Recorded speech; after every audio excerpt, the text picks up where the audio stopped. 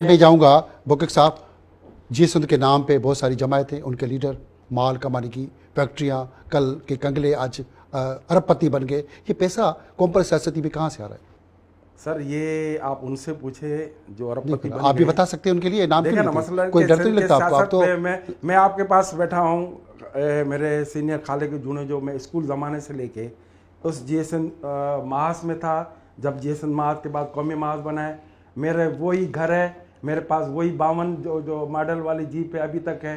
ये आपको बताऊं, जो अब माल बनाने वाले वो कॉम्पर्स्ट है, ना जीएसएन से उनका कोई ताल्लुक है, वो एक है ब्लैकमेलर।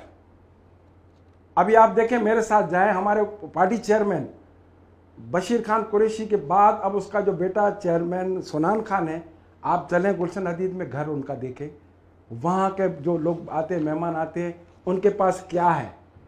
और जो माल बनाने वाले कॉम्परस्त है उसका ना साइन जीएम से कोई ताल्लुक है, ना कोई जीएसएन से ताल्लुक है।